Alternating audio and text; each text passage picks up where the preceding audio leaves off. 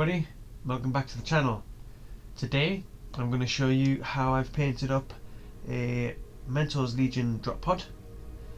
So this model was an eBay model. I got it from a second-hand place. As you can see, there's a little bit of damage where I've had to chip off the old chapter symbols. First thing I had to do with this model, because it came assembled, was find the most loose panel and prise it off, so that I could get to the inside of the model.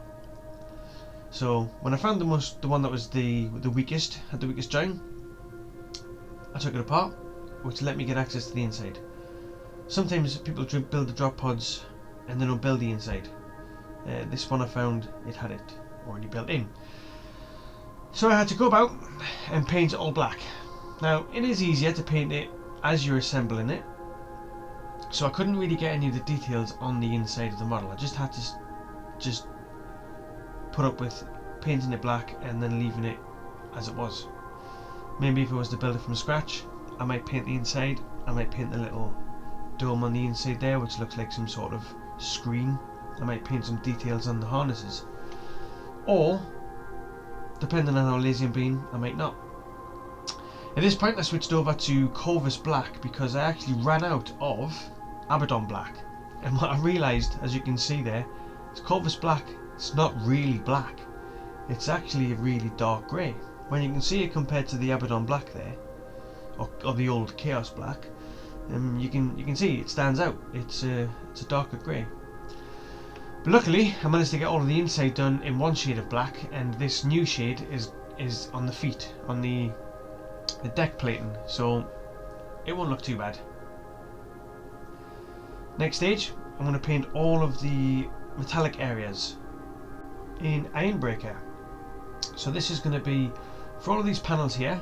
I don't know if they're not control panels, but they're some sort of operating system for the drop pod. Who knows? I don't build drop pods.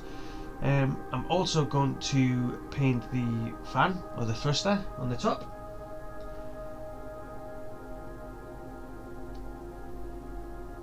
And this bottom section. Now this bottom section, I always imagined it's going to be some sort of heat shield. So why would you paint it in your chapter colours? Why would you give it any sort of attention? Its job is to protect in my eyes, the job is to protect the drop pod itself from the heat. So it's going to be all silver, and I'm also going to paint these sections here, which in my eyes again are the thrusters, so to keep it stabilised as it's dropping to orbit. Again, who knows, I could be wrong, but that's what it makes sense in my eyes.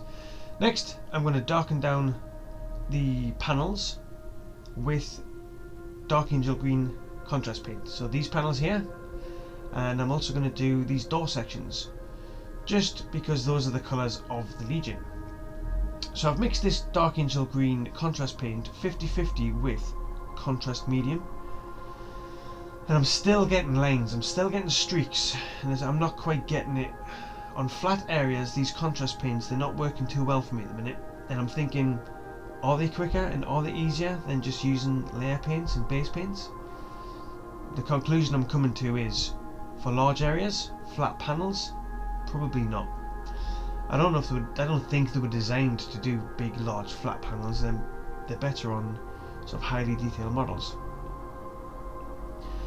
Next up, I'm going to be painting all of the white areas in Apothecary White. Now, having said that about the contrast paints not being designed for large panels, some of them work really well, like this Apothecary White.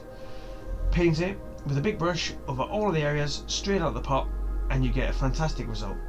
It's really good on the white. What it seems to me is like the dark areas, the green in particular, it streaks a lot. So I'm thinking I'm going to go back to using the base paint for Caliban Green. But anyway, this Apothecary White is fantastic. I've always struggled painting white until I discovered this. Just seems to work really well.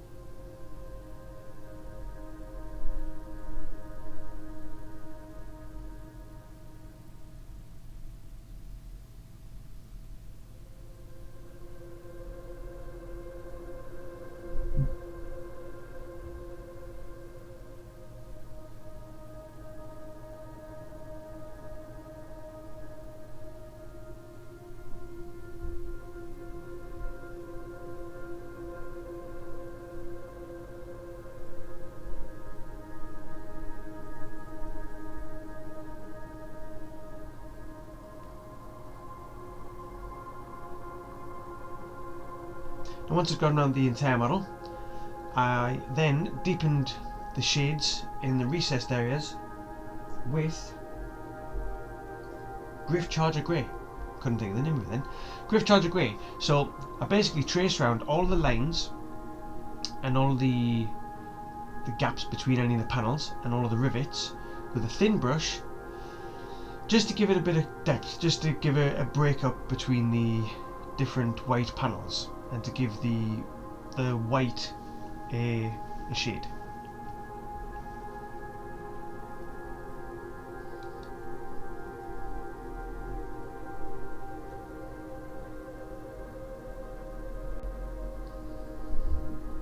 So this is the fun part.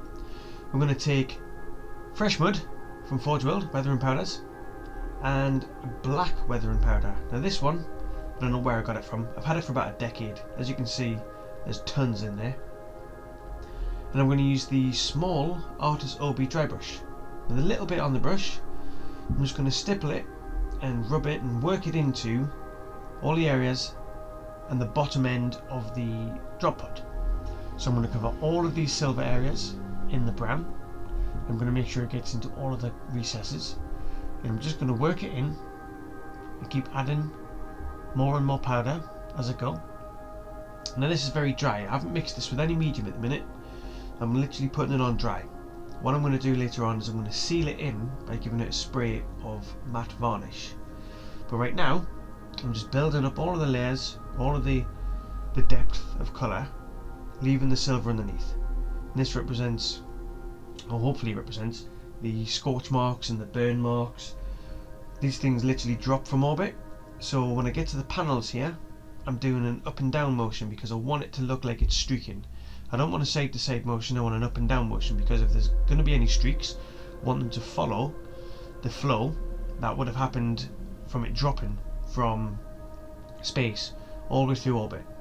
In reality, there'd probably be no paint left on the drop pod at all, but your model would look a little bit bad if it was just silver with some burn marks on the bottom. So go around the whole model, all the sides, layering in this brown, up and down motions, and get it all nice and scorched and dirty.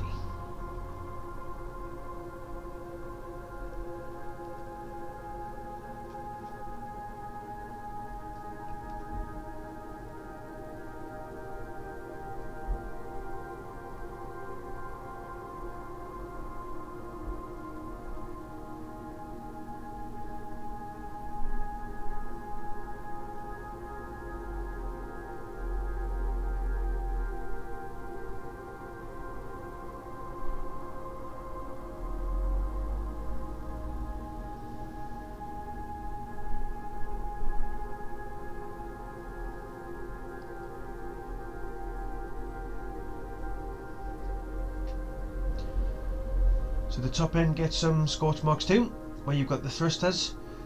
There's going to be some sort of burn marks and on these fins here, I imagine. When the camera goes out of focus, it likes to focus on my finger rather than the model. I've discovered a new way of some new settings on my camera, so hopefully in future videos we don't get this problem. So again, I just worked my way around with the brown, painting on all the areas that I thought would be hit by the flames if this is a big thruster. Somehow it propelled itself through space, and get it all dirty, mess it up, make it look like it's scorched. Second stage is to go back over all the same areas but with black. So slightly less. I'm not going to cover the entire area that is brown in the black. I'm going to leave a bit of the brown there, but I'm just going to build it up so you've got black scorch marks. And again, I'm doing the up and down motion, leaving black towards the top. Leaving brown towards the top, black towards the bottom where the scorch marks would be worse, and gradually build up the colour nice and slowly using the weathering powders. Again, these are going on dry because I'm going to seal the whole thing in later on with a varnish.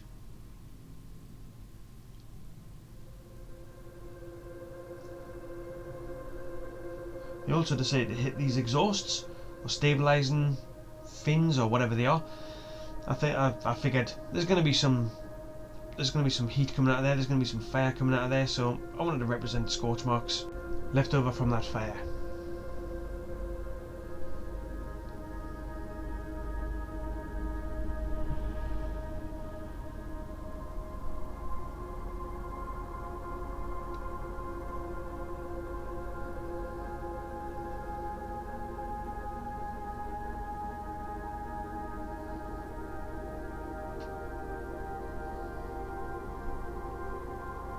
So again, up in this top section where the camera likes to focus on my fingers rather than on the model, I'm going to add some black to just reinforce the scorch marks coming from the burner, from the thruster, whatever it is.